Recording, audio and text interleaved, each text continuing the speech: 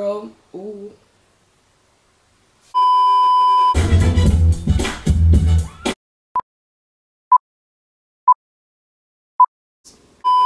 What's up? It's Antonia LaShawn, you know, or Tony Sean, whatever you want to do. I'm just gonna tell you guys how it came out, you know. Let's do that. Hello, I'm back. Alright, so let's start off this story with how it began. So, a few years ago, around 2011 or 2012, was it then? Probably not, probably 2013, that's what we're gonna say, because 2012 I was in 8th grade, and a lot was going on there. Yeah, so 2013, yeah, my girl was going on because you've had mad relationships, like mad serious relationships, and I met guys that I really loved and I felt like we were soulmates, but then it was always something missing. It was a disconnect for me when it came to, you know, certain stuff. And so it was this guy that he was a really great guy. He's still one of my best friends now. We just clicked. But it was something off, and I'm just like, what's going on, girl? What's the deal? What's the deal?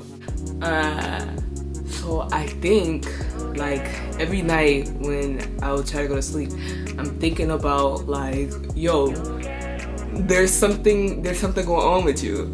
Every night I was having a battle with myself and talking to Jesus, like, yo, I think I like girls. Like, I don't think this guy thing is it, baby. I don't, because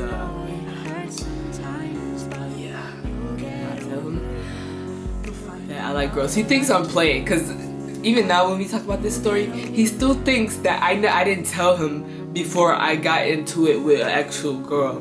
So I'm like, bro, I told you, because my best friend was pissed that I told you before I told her.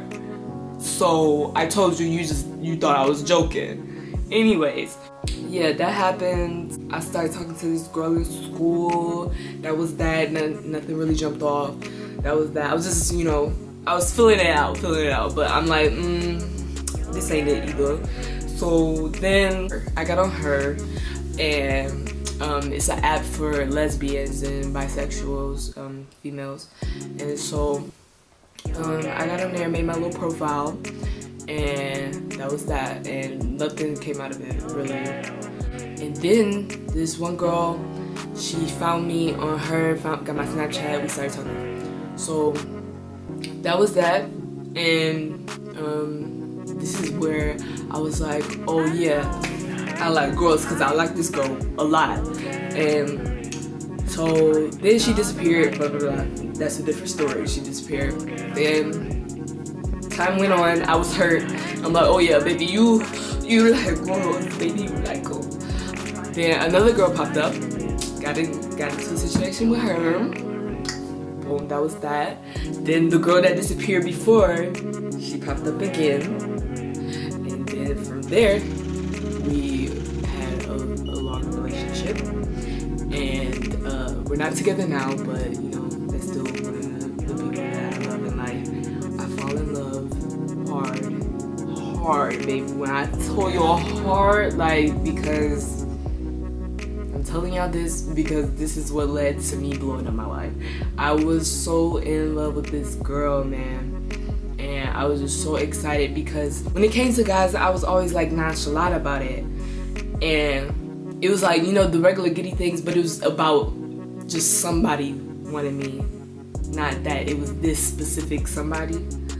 I had feelings. It was like having your first kiss over again, your first love. Like, everything that I thought I had in the past, this relationship, it magnified it. And I'm just like, yeah, bro, this right here, this that one.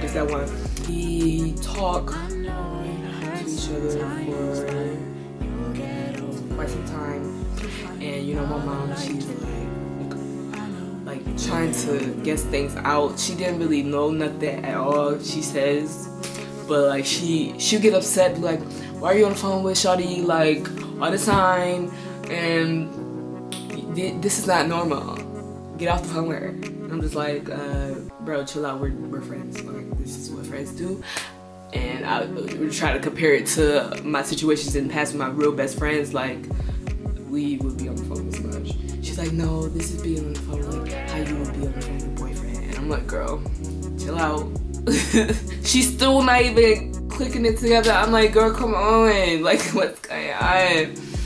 And so throughout this whole situation, it's like mad traumatized. I'm mad scared because I don't know what's gonna happen. We get into a relationship, and like we well into a relationship, and my mom not knowing and having to hide and sneak and go places. Oh, mind you guys, I forgot to tell you, she lived in a different state as well. So it became difficult for us, and it was a strain, right? So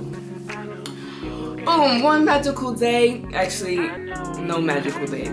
So I had been posting shorty on my Instagram, like our whole relationship, cause I'm like, y'all look, I'm in love, bitch, I'm in love, I'm in love. So y'all need to know. So I didn't really care about other people knowing. I'm like, y'all just gotta have to give it the times, because what? And it was like, it was family members that I feel like, you know, why y'all gotta go tell my mama what's on my Instagram? But anyways, so so I had her on my Instagram page, and a lot of my family members, they would like text me individually and be like, look, you need to stop this. You need to take her off your page, or you need to tell your mother. And I'm just like, I'll do that when I want to, and it's none of your business. But you know, so one magical day, I got a text, and the text says, somebody's probably about to go tell your mother, so I advise you to tell her before they do, because it's probably gonna happen in the next few days. And I said, what, girl, what you mean? So, like around Christmas time of 2016 or 17, one of them, I was feeling really lovey-dovey and upset. So I had already wrote out like a coming out letter, and I had it saved in my phone.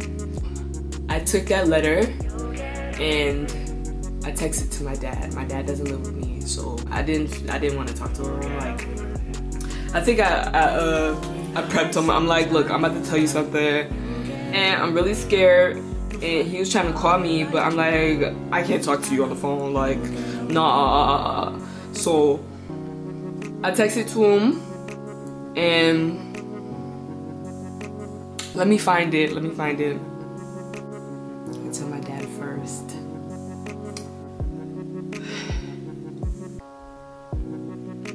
I sent it to him. I sent the letter to him, and he texted me back.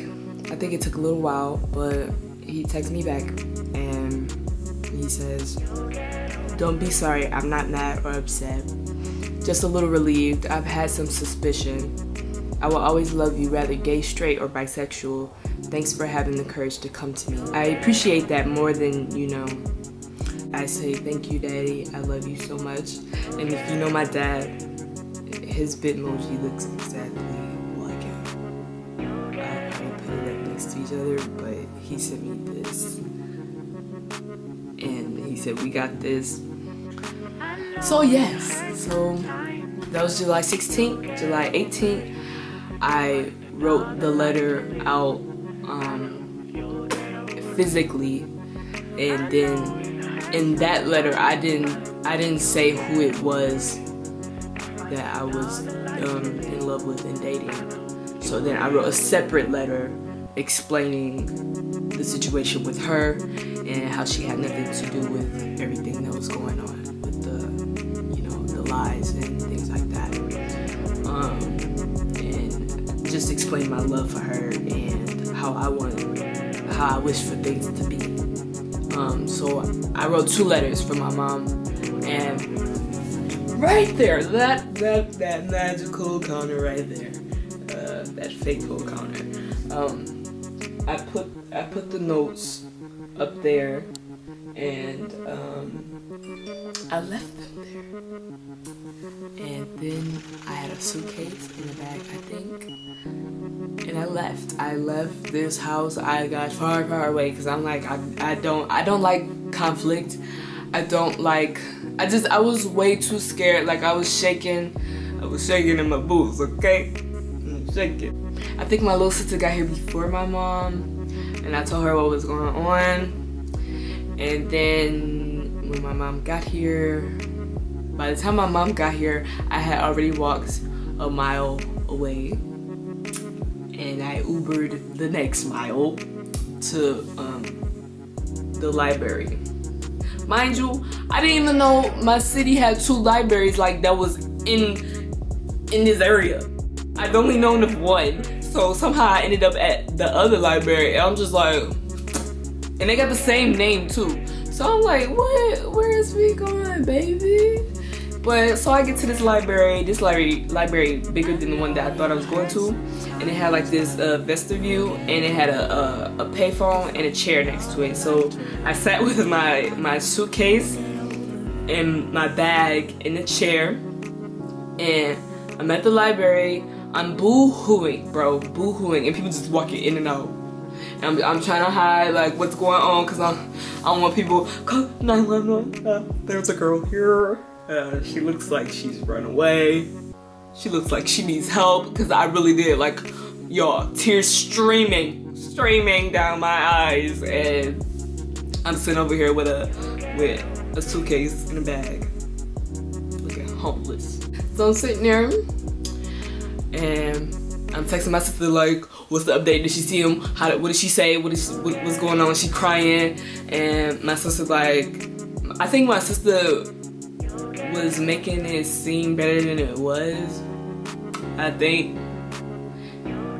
And then at some point she said that like she was disappointed or like she was upset and da da da. So boo-hooing more. So I'm like, yeah, I can't go home. I don't want to go. No. What are we going home for? Excuse me? What is home? Because that's not where I'm going. So she texts me like, you need to come home now. Don't think that I will kick you out and da da da. Why would I have you out on the street and just stuff like that? And I'm just like, girl, I don't want to come home. Like, this is a hostile situation. I don't want to be here. No thanks. And so I called my dad, and I'm like, I told my mom I'm at the library right now with a bag and stuff. I was thinking I was gonna stay with my dad because I didn't want to go home, right? But she kept telling me to come home, and so he's like, all right, I'll come pick you up. Before he picks me up, this very, very nice lady, she sees that I'm crying, and she comes to me and she's like, can I pray for you?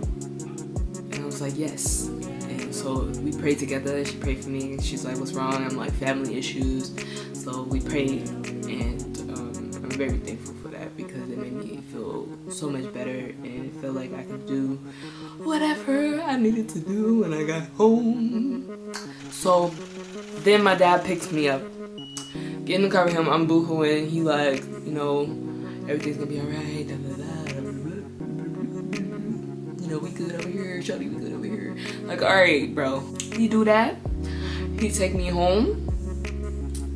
I don't remember what happened when I got home. I feel like she was in her room and I went to my room and I went to sleep.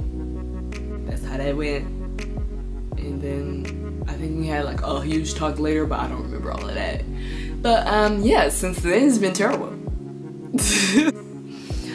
No, a lot of stuff has happened since then. It's been a year, so yeah, a lot has went down. I guess you guys will find out what happened later in life,